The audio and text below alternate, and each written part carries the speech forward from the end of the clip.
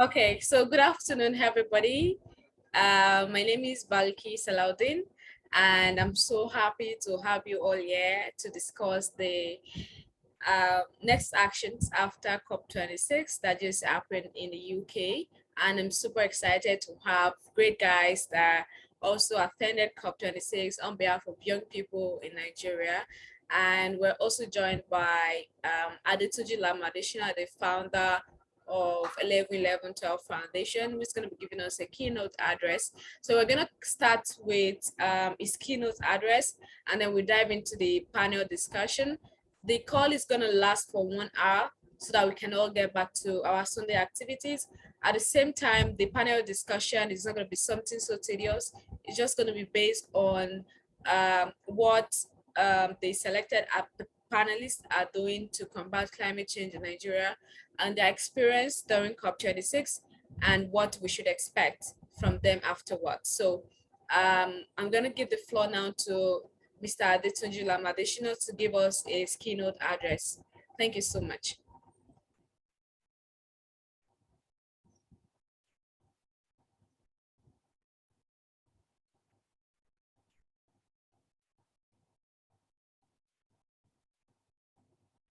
Okay.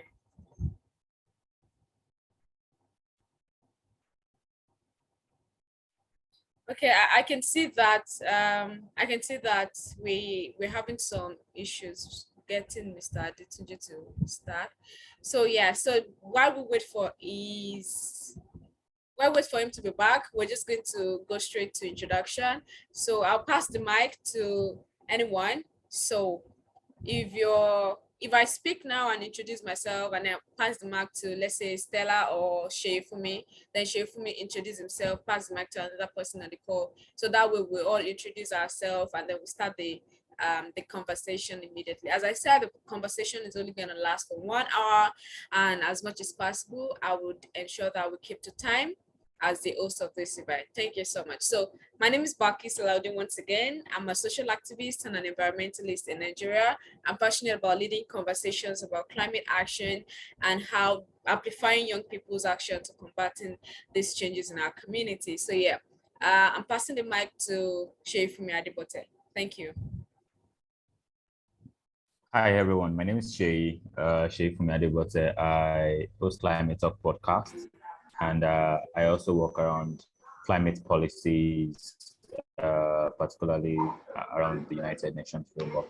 On the side, I'm also a communications expert. That's about it. I hope that suffices. I will pass the mic to my friend and brother, Aziz. Exactly. It was more of a private conversation that's Shay, who did you pass the mic to? I didn't think I. Aziz, Dalal, Aziz. I could tell with him. Why did you get Hello everyone, good afternoon. My name is Aziz Alao. I'm happy to join everyone. Thank you. All right, please, can you pass the mic to someone else? So I pass the mic to Mahmoud. Thank you. Mahmoud, yeah, Mahmoud, the floor is yours. All right, good afternoon, everyone. It's great to be here. I am Mahmoud Mohamed Meshanu. I am a global change maker and innovation and sustainability analyst. I work with Ecologistics Integrated Service, and I have just got this position as the lead for sustainability and ocean governance in Africa. And on the side, I try to engage in global change making. Thank you. All right. Thank you. Thank you so much, Mahmoud. So would you pass the mic to? I pass the mic to Stella Ajige. Hi everyone. Can you hear me well? Yes, very clearly. Okay, great. My name is Stella Ajike, and I am an entrepreneur currently in the fashion space and advocating for clean fashion, sustainable fashion, and especially green businesses. I understand that a lot of things happen when people are thinking sustainability. So I currently use that entrepreneurial skill to advocate for more people to be part of green business.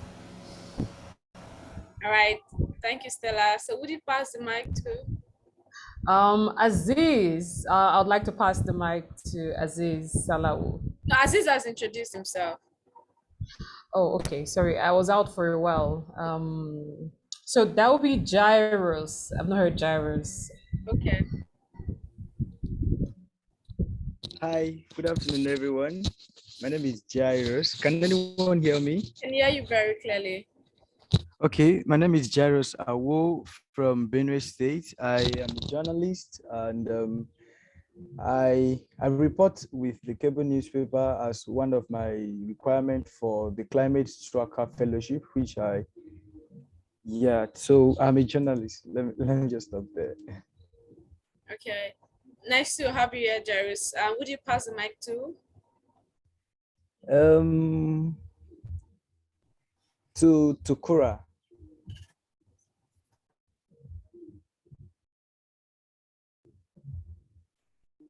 Has Tukura spoken, introduced herself?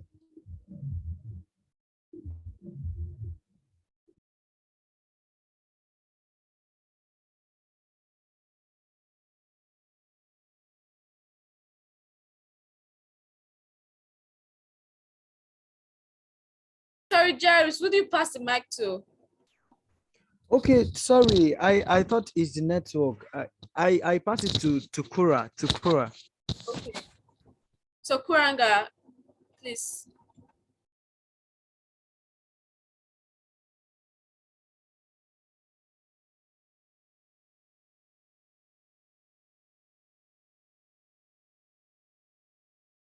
Okay, so I'm guessing that Kuranga is currently not on. So I would have to pass the mic to PK.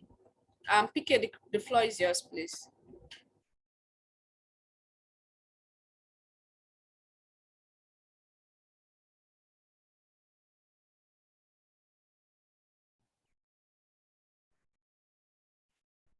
Okay. I'm also guessing that PK is also not available. So I'll pass the mic to Salma.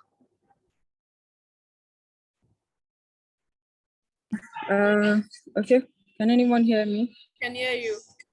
Okay. Good afternoon, everybody. My name is Salma Abdurrahman. I am a development strategist. I'm into project management and an SDGs actor, especially SDG 17. So it's good to be here. Okay, so you're supposed to pass the mic. Pass the mic to Adetunji. All right.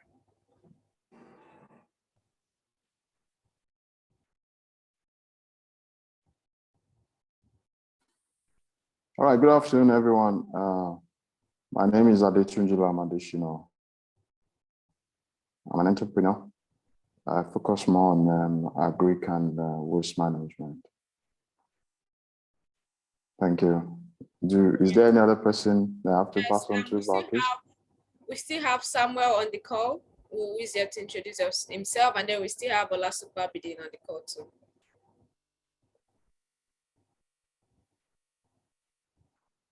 Okay, I'll pass to Abidin. Thank you. All right.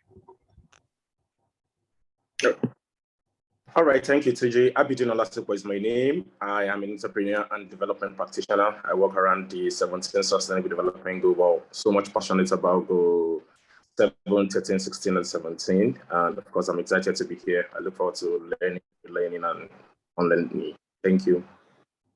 All right. So Samuel, I guess you do the final introduction. Hello, everyone. Good afternoon. I am Samuel Babaola. I'm a designer and I'm into brand identity designs and logo designs majorly. I'm excited to be here. Thank you. All right, thank you so much, Samuel. So Samuel is the brain behind all our creative designs at Climate Conference North Central and Pick That Trash. So Mr. Tunji, you're going to be taking us on the keynote. So the floor is yours. Thank you. If you bear with me, Balkis, I'm trying to switch my system. It's good. Thank you.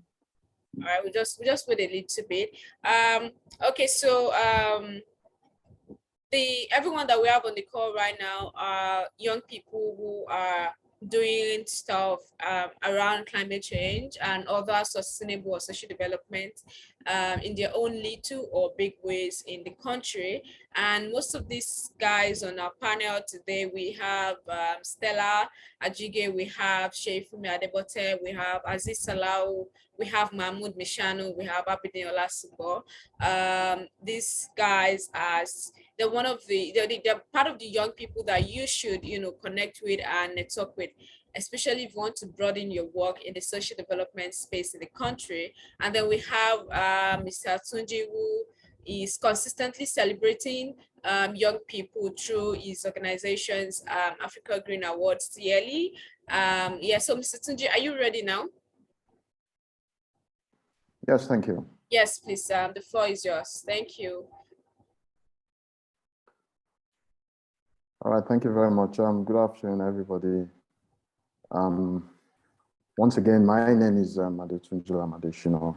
I'm an entrepreneur and also the founder of 111112 Foundation. First and foremost, say a very big thank you to Balkis and the entire team for starting this conversation. It's not a surprise to me that the post-COP26 conversation is being started by young people. I mean, even though it's a bit of shocking, but not too surprising, because one would have expected that this is supposed to come from bigger organizations. I mean, government parastatals and all, because to be honest, this happened post-COP25. Until now, I keep asking questions from people in government. Are you not going to do anything post-COP25? I mean, to review what happened at COP25, but I suppose that is history now. And unfortunately, we are towing the same line, but fortunately, the young people have come up now. The young people have woken up. The young people are taking the bull by the horns and making sure that things are done the right way. So the COP26 has come and gone after the whole noise, the long period, and the expectations. For me, unfortunately, again, for me, is more or less like business as usual. And I thought about it that could it be that our expectation was too high for COP26, or does it mean that we're still doing rigmarole in the same circle? Because if you look at it, it's just the whole paparazzi of we come, we take the stage, we talk, and then after that, people don't really walk the talk. For example, from the issue of cutting down emissions, reduction and total eradication of coal and fossil fuels, the climate finance thing, the adaptation funding, the loss and damage issue, the transparency in terms of emission reporting and the carbon trading. You'll find out that from reports so far that I've read, it's not really encouraging, because some of them, they were even unable to reach a meaningful conclusion within themselves. And some of them you find out from the report and all that, it's just, listen, let's just go, let's talk, let's show our face, and then we'll say we agree, but something goes wrong somewhere again. For me, it might be because these days our systems are throwing up those kind of people that focus more on their personal agenda than think more of the people. And like we all say, the planet as well, the society as a whole. Now, coming back home to Nigeria, yes, recently the president has just signed in the climate change bill. Is a good step in the right direction, but the way I always analyze the issue of climate change to people when I'm talking is like when a nation or a mission is going on war. There are several stages. If you must win the war or even play a draw at the war, there are several stages that must be completed to be able to get to that point.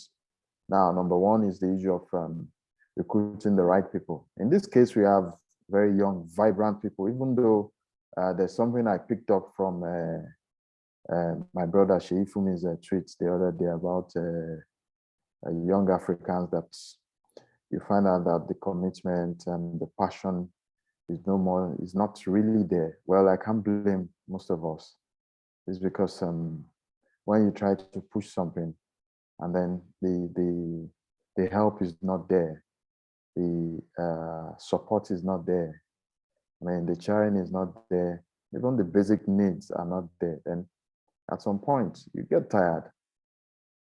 We are human. I mean, is expected. Anyway, that aside, when you recruit the right people, in this case, young, vibrant people all around Nigeria, all around Africa and the world, the indigenous people that we've started talking about now, even though that is long overdue. You see the indigenous people, even young, well-educated, well-exposed people going back to their roots to say, listen, we have to go and nail this thing in the bud. Let's go and start from home. I mean, so we have what it takes in terms of the equipment. Then in terms of preparing the ground and all. So for me, the policies, the laws, and the guidelines. So they are there. And then the next thing is giving them the equipment that they need. And this is where the issue of financing and the likes come in. Not only financing in terms of money. I mean, there are a lot of supports that are non-financial as well. So for example, I just take for example, so many of the sectors that we work that has to do with the environment and climate change, you find out that the overall regulatory system is still the government. Now, if the policies and laws and co are not well enforced and entrenched, there's no way you can make any mark. There's no way you can make any meaningful contribution, and there's no way you can get any meaningful outcome from it. So in that case, if the equipment are not there, how do you expect your soldiers to go to the war and go and be at par with maybe the people you are fighting war with, or to be able to win the war? And then going forward as well, I mean, if you look at the body language of the system, now when I talk about leaders now, I don't mean only the people in government, even the top guys in the private industries as well. If you look at their body language, do we have sincerity of purpose? Do we have the political will that is needed for us to be able to deliver? I mean, so for me, recently I had a chat with my brother and the leader in the sector, Dr. Monang, and we were talking about how climate change can be used to turn around the future of Africa. And that's why you start seeing him talking about the climate preneur and everything. For me, it's not only about solving the problems of the environment, it's about solving a lot of problems, our socioeconomic problems as well. Now, if you look at, I know that Nigeria and Africa, when we're talking about the contribution to the climate change and everything, we contribute little or nothing. compared to all these big nations. But then the main areas where we are contributing to this negative effect on the climate, are we really focusing on it? I've read over the last 2 years, I've read papers and guidelines on plastic pollution, waste management, now climate change, and then some 2 or 3 others from the federal government. But then nothing has been done. If you look at it, they've put the timeline, they've put the guideline of how it's going to trickle down into the local level through the state government and the local government as well. But are they able to implement it? Are they able to implement it? And this is why what I always tell my colleagues, listen, you guys are complaining that the big companies are not sending in the funding. But if you are a business person as well, and you agree on something and the other party is not bringing what they agreed to the table, will you be happy to bring your own side of the deal to the table as well? That's on one part. And then secondly, are we making any attempts from home? They say charity begins at home. Are we making any attempt from home to complement the effort that we're expecting from outside? You find out that most young people, especially around Africa and Nigeria, they get funds from outside the continent these days. What is going on within the continent? Are we not going to get the right support? And that's why you see that some of the young peoples are now vying away. They are missing their road in terms of this climate action thing. Climate action is supposed to be something that comes with passion. That's the only thing that fuels it. But then passion has something that fuels it as well. Not necessarily money, but the enabling environment has to be there for us to be able to deliver as well. So for me, we're still far away from where we're supposed to be, even though everybody keeps saying we don't have time. Truly, we don't have time. There's no more time. The clock is ticking so fast. And the earlier we do something, the better. For me, like I always tell every government functionary I say, listen, if we don't get the political will and the sincerity of purpose from you people, how are we going to be able to achieve this thing? And then again, my plea to the youth will be that we don't let them break us. That's the truth of the matter. It will get to a point that you break and then you move away from the main point as well. I mean, they say a hungry man is a hungry man. We don't allow them to break us. We have to stay focused. We have to help each other. We have to carry each other along, hold each other's hands, and make sure that this thing is achievable. Not because of now, because of the future, because they are gradually living. And then we are coming in. Most importantly, the people coming after us, they are not going to see, most of them are not going to see that this thing came from before us. The message they are going to be sending is to us. And we don't want to leave the bad legacy for this coming youth as well. So for me, COP26 has come and gone. Unfortunately, it's still the same thing like we've always seen. But like we've been pushing and been driving to make sure that we do the right thing from here. We'll continue to push. Hopefully, just hopefully, we'll be able to hit, if we are unable to hit the target, we'll be able to hit a substantial percentage of the target. Thank you very much for our case. All right, thank you so much, Mr. Adetuju Lam. It's actually a very wonderful insight that you just gave us. And I just have this question here. How do you think private organizations and non-government organizations and governments can continue to motivate young people to take sustainable actions, regardless of how small their action is?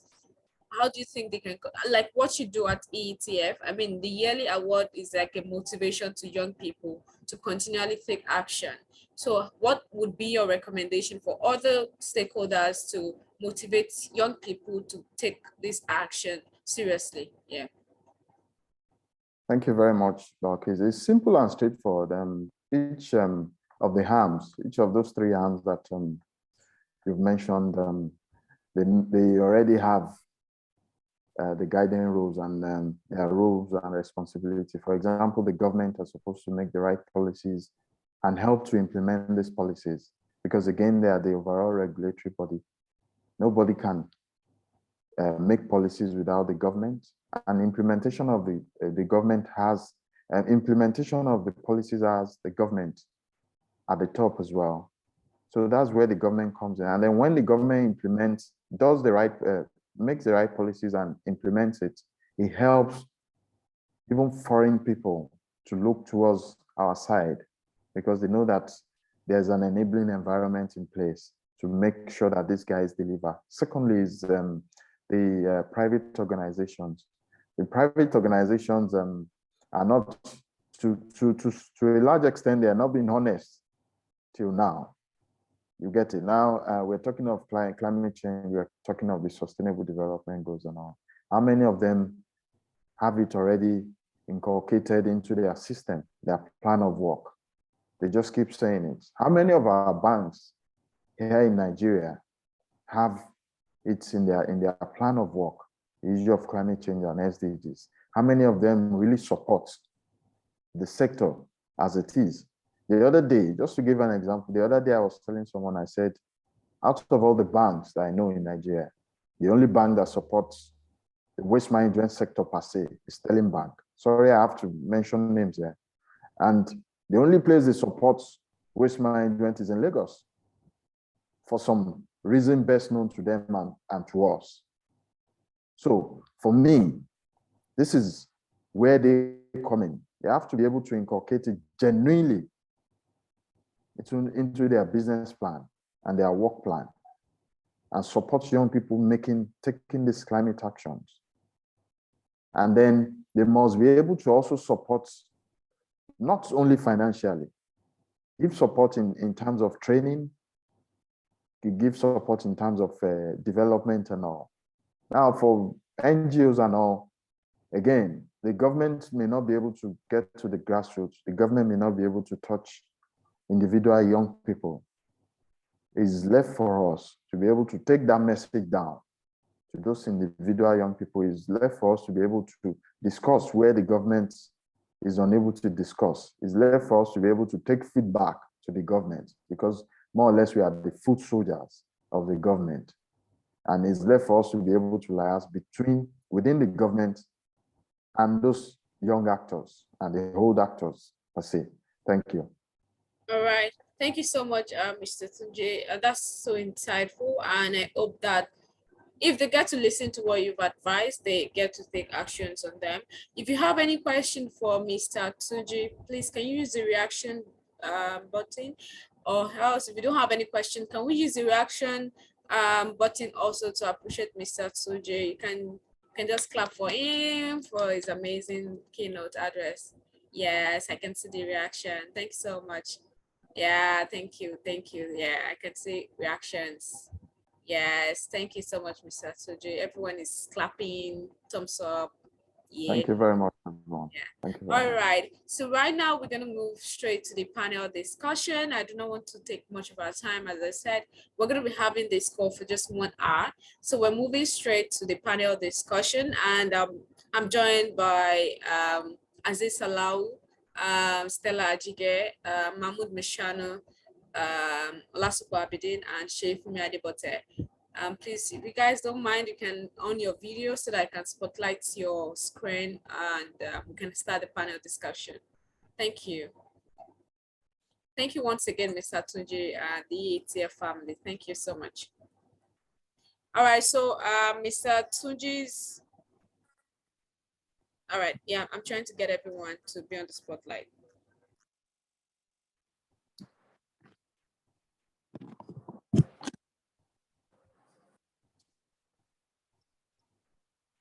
All right, so Mr. Tunji's keynote address was on COP26 and young people motivating climate actors. And the theme for today's discussion is outcomes of COP26 and climate action roadmap for youth in Nigeria. So we're going to be listening to recommendations from young people who attended COP26 and others who did not attend but have some contributions to add towards the roadmap for young people in climate action in Nigeria.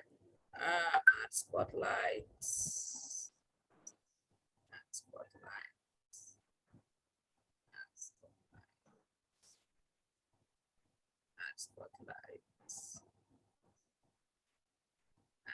All right, so yeah, we're ready. These are my panelists. We can see everybody's looking so fresh from UK, all so nice and all of that. So yeah, I'm going to start with Chef Miadibote. And earlier this week, we heard that the Nigerian government signed into law the climate change bill. Shay, can you give us like a brief run through about the bill and what young people should know about it? Yes, thank you very much, Balkis. Many thanks for the opportunity to be on this panel. And it's really great to see colleagues Stella, Aziz, Mahmoud, and many thanks to Mr. Tunji for this very insightful introduction, setting the pace for this conversation. Yeah, so about the bill, maybe a number of you may know that for the last 3 years or so, a few of us have been really looking forward to this bill being signed. So it's really exciting to see that, yes, the bill was eventually signed. I've written a number of articles in the past, I think about 5, 6 articles, trying to analyze the bill and trying to make a case for the bill to be passed. Now that it's passed, it's just the start of the work because the framework of the bill is really, really detailed. But I think the most central part of the bill is going to be the establishment of the National Council for Climate Change. So that means climate change will now be seen as an independent issue. It's not going to be like a agenda under the Ministry of Environment. So it's going to be, council that can stand on its own, that can take decisions by itself. And it also helps us to, or what we hope if the bill is being actualized based on the content of the bill, is that it's also going to help us to trace, to get more data in terms of emissions. I mean, I know we have some things that look like data, but it's really not meaningful data enough. And that's why at COP26, I was speaking with the minister and she lamented clearly that the reason why, South Africa was getting deals of like $8.5 billion to phase out coal in the next 2 decades, Zambia, Kenya, they were also getting, billions of dollars to carry out meaningful projects. And this was because there were data to this to explain where they are and where they wanted to be and what resources is needed to be there.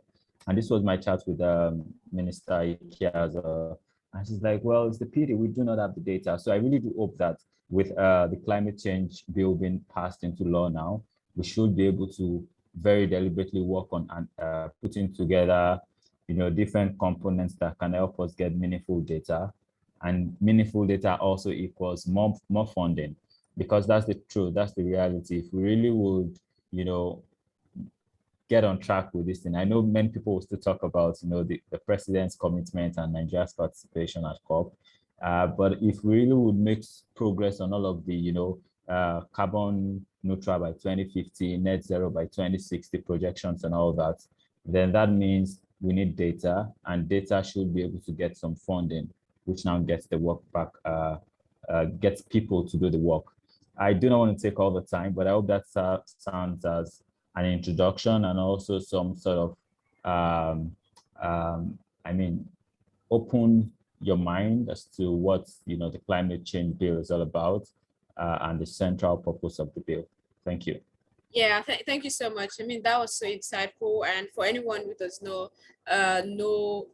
anything about the climate change bill, they can easily read up. And with what you've said, it's really enlightening. So I would like to go straight to Olasupo Abidin. Olasupo, you work with young people and you do a lot of advocacy work and community engagement. And it's nice to have you, it's nice to see you at COP26, leading conversation with young people and world leaders. So what can you say about your experience at COP26? Do you think what you went there for was good enough, or there's need to upgrade more in subsequent COP? Yeah.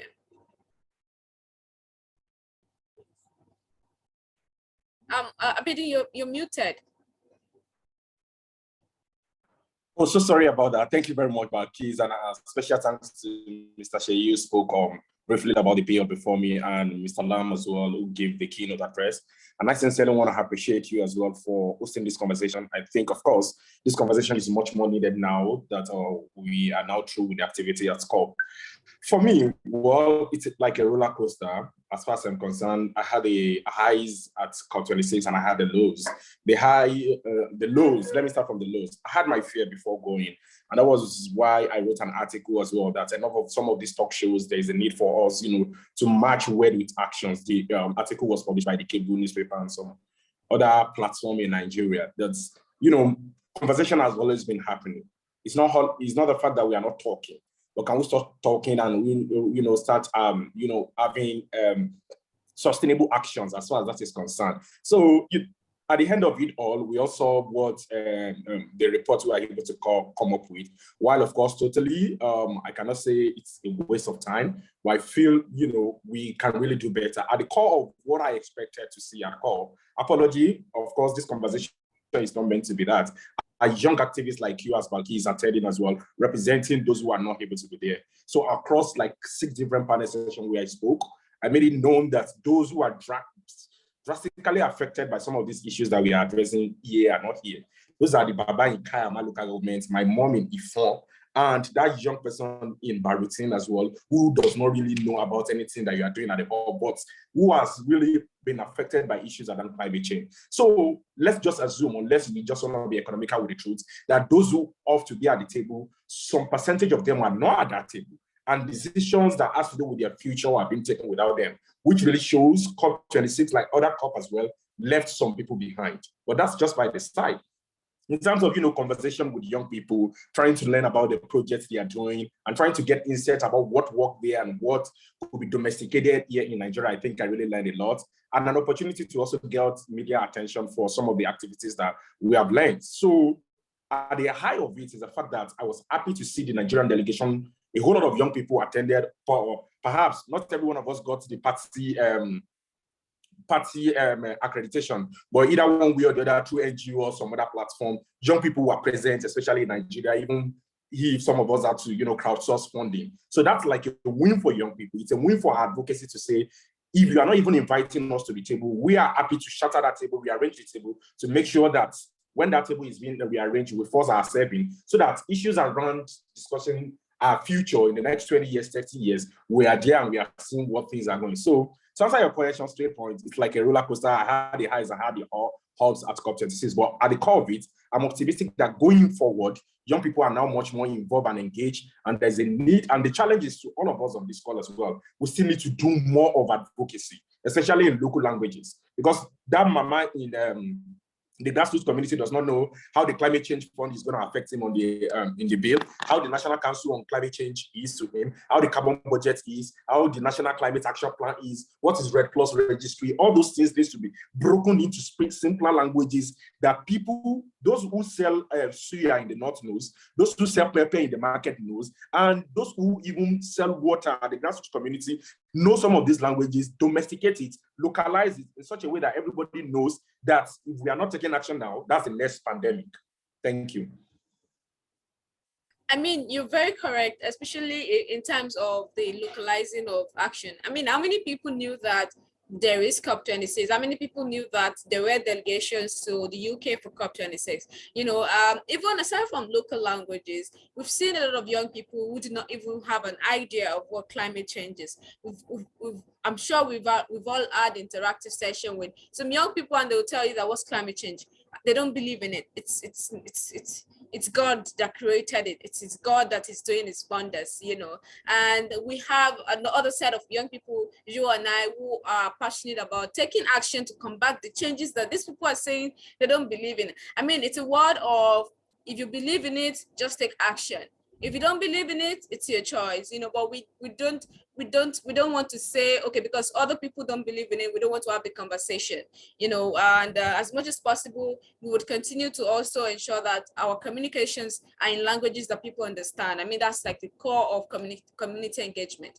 All right, so I'll go right straight to Stella. I know Stella, I met Stella at the National Youth Innovation Hub by the federal government, Federal Ministry of Environment and UNDP. And she's doing so well in terms of fashion, especially sustainable fashion. And she's so passionate about it. So I'd like you to talk to us about the challenges and how you are coping, especially in the area that you are. It's not a space where we have a lot of people. You know, we don't have a lot of people in the sustainable fashion industry. So can you share your experience? Thank you. Well, Balkis, thank you so much for giving us this platform to share. And I must say, congratulations on putting this together. Like Tunji mentioned, it's really impressive to see young people take up action and then do something like this. And sorry to say, I must congratulate those who made it to COP26. They gave us a strong representation, especially youth representation, and the Nigerian representation. I didn't make it to COP, but I followed the conversations online, virtually, and it was really nice. I enjoyed several things about the goals that were set and how leaders came together to talk about those goals and how to implement it. So I must say congratulations to everyone. About fashion, sustainable fashion, we decided to bring something to the table because we saw how people in the fashion spaces were contributing to the carbon emission, especially filling up lands and degrading the environment with fashion products. We noticed that for every garment that is produced, for every garment you're wearing, there's usually 5% waste that goes up into landfill because we do not have proper waste management, especially for textile waste. And I was really impressed when one of the most emitting industries that require transition. So I have been in this space. I have been doing a lot of research in it. It's really been challenging because a lot of people do not understand how fashion contributes to climate change. So hearing world leaders at COP26 talk about it and advise, make suggestions as to ways that these industries can have a transition and go into net zero. It was really impressive. We in Nasarawa State, that's where I'm currently based and currently running my business, have already started to talk about it, already started to influence a certain level of change because we believe that business owners, entrepreneurs can start to, we literally, because of our problems, so we contribute to the problems and we face those repercussions. So we are now fighting to correct some of the problems that we have already put out there. So we're now building innovative solutions. We're building business ideas that help us to even curb those challenges. So for example, in my fashion space, for example, where I produce over 20 kg of waste per day, for example, and then I'm running a small scale business in this instance. But imagine people who are running manufacturing factories, apparel manufacturing factories, and how much waste they produce on a daily basis. And then imagine giving someone a job to go pick up those waste and then recycle those waste, not just upcycling, like, okay, passing it on to someone else to use, but finding the right technology, finding the right, the right systems to actually get waste and turn it into something else that could be used either still in the fashion industry or even in another industry. And I think those conversations are starting to come up, and I'm really glad that we're still talking about it here because this is one conversation that's going to continue. because we're going to keep wearing clothes, so we need to build those sort of adaptation systems that help us to transition into a net zero emission. Yeah. I mean, thank you so much, Stella. It's always not easy to pick interest in spaces that we do not have a lot of people, and you have picked interest and you're practicing it even at your workplace, ensuring that whatever waste you guys are generating in terms of clothes, you're still able to recycle them into something useful. I mean, that's kudos. Those are part of the solutions we're talking about. So I'll move right to Aziz. So around the world, everyone is saying it that Nigeria is faced with food insecurity, and not just Nigeria, some part of the continent right now in Africa, is also some part of the Asian, everywhere around the world, let me just put it that way. There's food insecurity, there's food scarcity. And last year, early this year, we witnessed the old Fulani clashing with the herdsmen, clashing with the farmers and all of that. And it actually caused a lot of young people to move out of farming. You know, some people who are farming, they had to leave their farms because of insecurity and stuff like that. So in your own field, you're more of food and agriculture. You were at COP26. Do you think that there would be a sort of improvement in terms of how we can achieve zero hunger by 2030 with what you saw at COP26? Yeah, thank you so much, Balkis, and to all the panelists and also the keynote speaker. Sorry, my voice is down. I'm not really strong, and I hope you can hear me clearly. So in terms of food insecurities, I think, so the question you asked, I think we need to is if we are not, we need to be frank with ourselves. I don't think it's possible for us to actually achieve a whole lot around food insecurity, not only in Nigeria, in Africa, but worldwide. So my experience at COP, it's actually it came with a mixed feelings. But the good thing is I was actually happy with the turnout of young people, not only from Nigeria, all over the world, and the engagements that happened at the Nigerian pavilion. Though there were some hiccups, there were some challenges, which is actually very normal. Now we are actually back to our various countries where all this implementation is going to be, happening. The climate change bill that has just been signed into law by the president is another thing. Thanks, Shay, for that awesome insight. But then the question is, are we really ready to actually walk the talk? Are we really ready to actually start implementing all these things we actually have in that bill? I was reading one of the policies from Kimi Adesina's tenure when he was the Minister of Agri, and that was when I got to know that the climate change bill has been on for a lot of things, both politically, and a lot of games actually happened, and now we have it. What next? We really need to be strategic in terms of climate action, because when we are talking about climate change, it's not only the environment. It's climate change cuts across like 6 ministries in Nigeria, for example, and of course, Ministry of Environment is spreading a lot of things around it, a lot of projects and programs. But then I think there's need for more synergy for us to actually achieve more. In terms of engagement, in terms of carrying everybody along, in terms of even interministerial commitments around the issue of climate change. Agriculture, we now all know that agriculture has like 30% of the greenhouse gas emission, and it's really something that is very critical. UN's Food System Summit held in September in New York before we all gathered in Glasgow for COP, and it was really not really good for for me in particular. To see that there was no discussion around food at COP. We need to actually put food at the heart of COP, because even negotiators, now we are talking about training, build capacity for young people. Even our leaders, we need to build their capacities too. Because you could imagine a governor coming to just coming with his entourage, or maybe even the president. We need to start building this capacity. We need to start showing them real life experiences for them to actually see that this thing is actually very critical, and we really need to start walking the talk.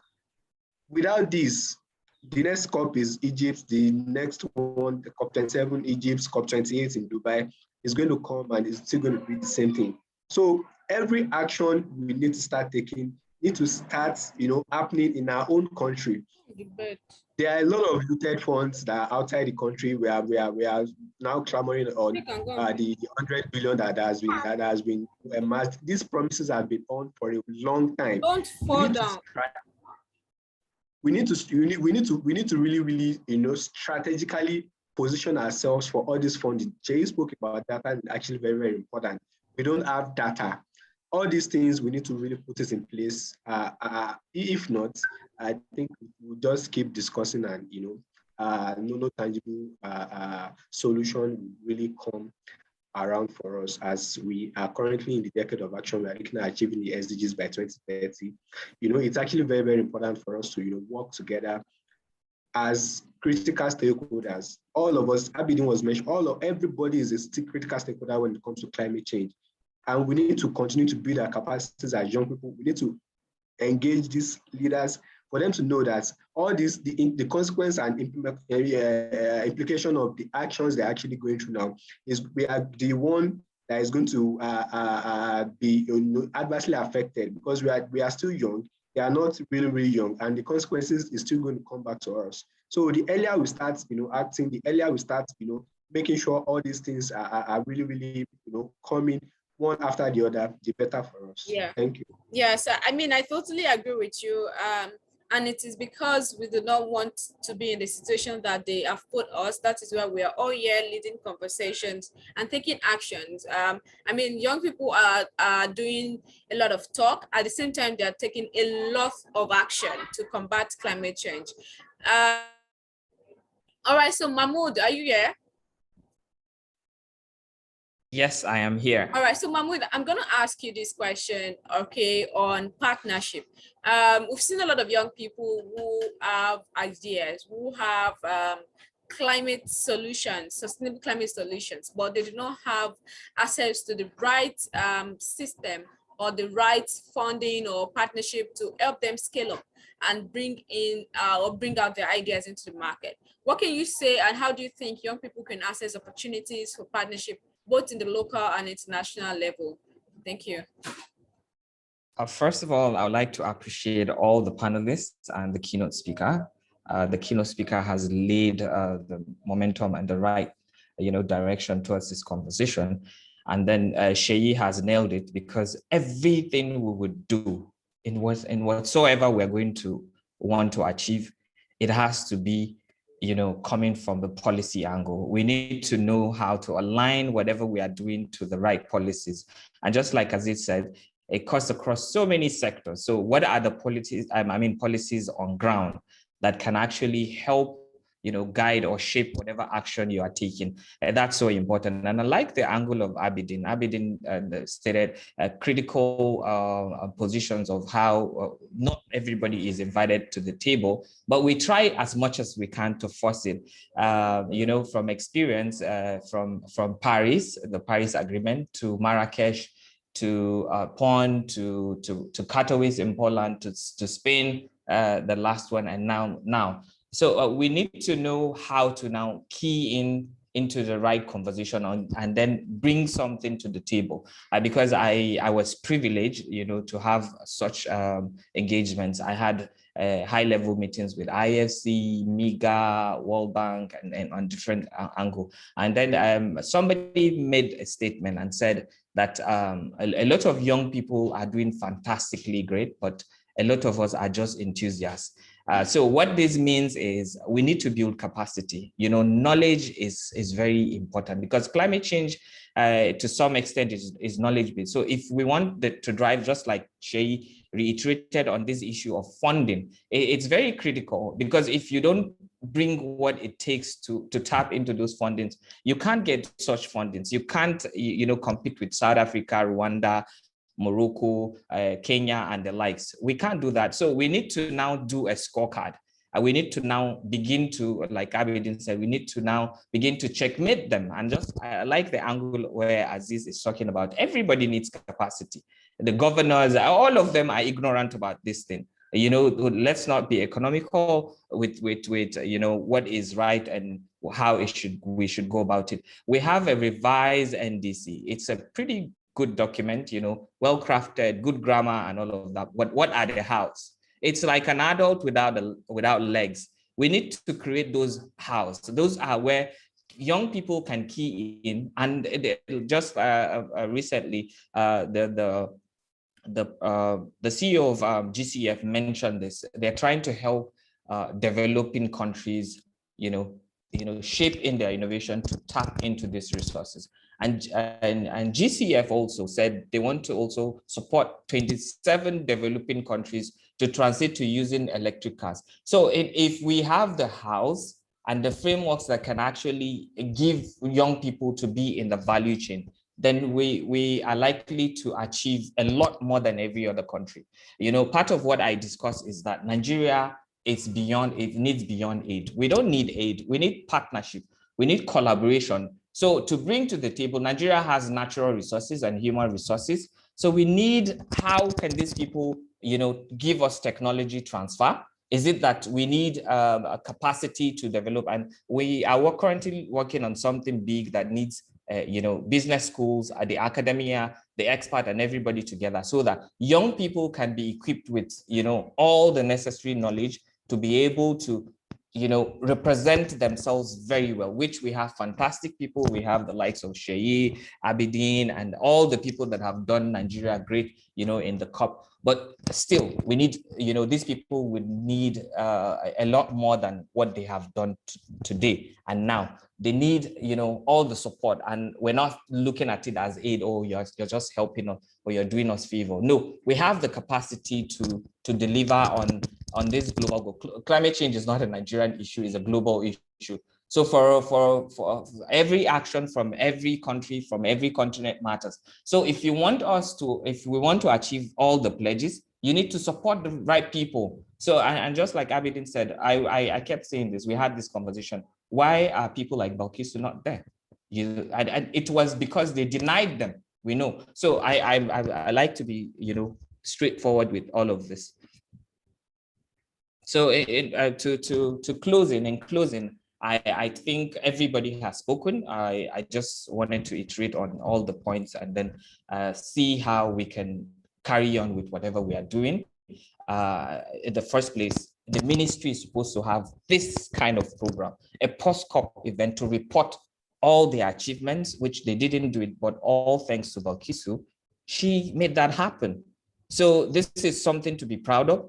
And this is something to also, you know, commend and, you know, give Balkisu the boost to carry on with such, you know, great work. And then like Sheyi said, we really need to tap into this bill. We need to support it with all we can. Like he said, we've been waiting for it. It's now. And then we need to take over the agency for climate change. It's for the young people. However it is, we need to push in whatever level we need to push and make sure that we are highly represented. We have all it takes to turn things around. We have all the innovation, the strength, and then we have all the muscle to carry on this. So to close this, I would say thank you to everyone, and everybody has, you know, made a valid and a very concrete and integral point. So thank you all, and it's great to catch up with all of you, and thank you. I mean, Mahmoud, you have a very, very valid point, and thank you so much for your thought. We need to, as young people, what I believe in is supporting ourselves, even if other people do not want to support us. We have the platform. We're here having this conversation. This video is going to be uploaded on YouTube. Anybody can easily pick it and watch it. People can learn from what we're sharing here right now. So that is part of the action, and I'm so glad you touched on it. And yeah, the agency, I'm hoping that it's going to be for young people. You know, we have the likes of Sheyi Fumi Adebote, who is at the top over us, you know, that can make these influences. And yeah, so I'm going to come back to Shay. So this is like the last round of questions. So if you have any question for the panelists, please drop it in the chat box. And you can also use the reaction button to raise your hand, because I want us to close in 15 minutes. So kindly keep your response to my questions as short as possible. Thank you so much. So Shay, for me, I'm back to you. Okay, so my question now is, myself, Aziz, Salau, Mahmoud, Stella, Maya Queen is also on the call. We're part of the Nigerian Youth Innovation, Climate Innovation Hub, and we went through a series of trainings, incubations for ideas and all of that. Ideas were bettered. We all gave birth to different ideas peculiar to our state. And at the end of the day, we saw what happened at the national. So what do you think young people should expect from that National Youth Climate Innovation Hub? Do we still put our mind to it? Do you think something good would come out of it? And how do you think other young people can key into the system or the hub? Yeah, my question to Shay for me.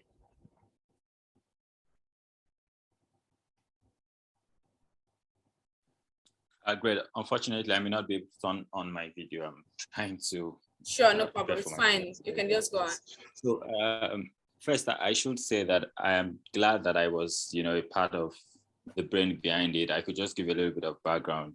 The Climate Innovation Hub, as we have it, was on a return from our trip to Dubai. My colleague and I had visited their hub, and we saw the ideas, the framework, and we thought, hey, let's replicate this in Nigeria. And the director at the time, Dr. Peter Tafa, he was understanding, and he also was someone who really loved to work with young people. And this is why I say, when you put leaders that love to work with young people, there is no limit to which they can achieve, even in their own portfolio, but even more for the young people around them. So I really do appreciate Dr. Tafa for listening to us and then, thinking along our lines and getting us to set up the framework at the time. We got the funding from the UNDP and also the Ministry of Environment. But that said, that's just the background. I'm glad that, today we still have people from that hub. I also see Mayoko on this call, who was a part of it. I'm glad that we still have people from that hub still sharing ideas, bouncing different projects with each other and making some progress in their respective work. And I would always say, government will remain government, but every opportunity, so-called opportunities that comes from the government, it's up to us as individuals, young people, as people who have organizations, to see how we can maximize it for ourselves. That's the truth. So I wouldn't say, yes, we had the first one, and then we had the boot camp, and then we had the finals. And yes, there are plans to have another one again this year. But I really wouldn't say we should fold our hands and wait for the government to say, oh, where are those young people that were part of this thing? Come and let's do something. No, I really do think it served the purpose at the time of bringing us together to bounce ideas, to increase our knowledge about climate change issues, and also to form a rich network of young people that are actively doing stuff. So wherever we go from there, we'll be dependent on individuals and like you are doing, the ideas that we're able to bring to life. So to be honest, I wouldn't say we should, as young people, still wait for the government to say, let's call on these people. I just would imagine that we should make progress from where we are. Thank you. Yes, I totally agree with you. And trust me, we're not folding hands. We're also, doing our best. And we're just hoping that, there's a better system that can say, okay, yes, we can proudly say we're part of this hub, not just by mouth, but there's a governing or system that can, easily say, yeah, this guy's a part of the Climate Innovation Hub for young people in Nigeria. Okay, so but again to you, Shay, how do we ensure that we do not have duplicate network of young climate actors in order of accessing partnership and funding?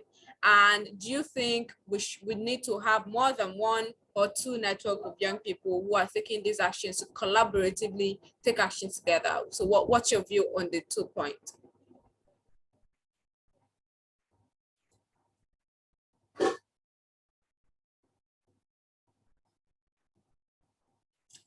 Shay, you're muted. Marcus, sorry, it's I to be honest, I just stepped away from the laptop for a minute. Okay, so my question is, do you think as young people, we need to have more than one network that we can say we want to collaboratively work together and take action? Or do you think one is okay for everybody? What are the advantages and what are the disadvantages of the two? Yeah. Sounds good. Sounds good. I'll respond to this and I have to jump off the call. But again, let me say thanks to everyone that has been a part of this. And thank you, Balkis, for the opportunity to speak here and share insights. To answer your question, I really do. I know there is that conversation of, oh, do not duplicate efforts. There needs to be one singular database where every young people falls under. But still, there is no limit to which, I mean, different networks or different groups are created for different purposes. And if we understand that, I mean, the better for us. Stella, for instance, works in the waste fashion to waste framework. She can belong to a network of people that are in the waste industry. She can also belong to people in the fashion industry. She could also even belong to people in the policy space that shapes all of this waste or fashion policy space. So that does not mean she has to just limit herself to one network. And then when it comes to the case of how does the government then interact with young people, I know we've proposed the Youth Climate Council to them a number of times. We just launched in Ghana. We're trying to set up for Brazil. UK, Netherlands, Poland are already working with this framework, which stands like, you know, a central framework for government to interact with young people working around climate change issues, especially within the policy space. But that said, I know Nigeria is still in the works, a lot of back and forth. We'll see where we get to. But I really do believe that young people should belong to as many relevant networks as they can and be very useful in each of those networks. And you never can tell, you know, which will be useful or which information will be shared on what platform and where it takes you to from there. Thank you very much, Balkis. I will jump out. Thank you so much, Shay, for me. It's been nice having you on this call, and thank you so much for your support always. So my next question is going to be for Abidin Olasupo.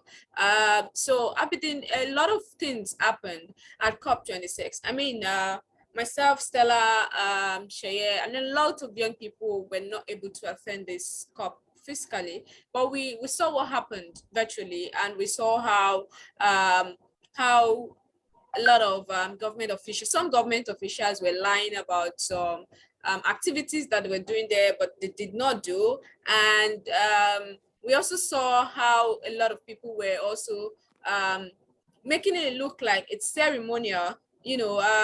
What are your views about these things? How do you think we can ensure that these things doesn't come up next year? Because COP27 is coming up and it's coming to Africa, and this time around Africa is only contributing about 3.something zero to the global emission, and now they're bringing COP27 to Africa, Egypt.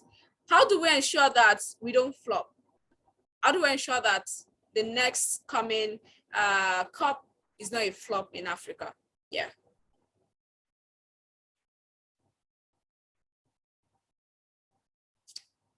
Mariam, that is correct.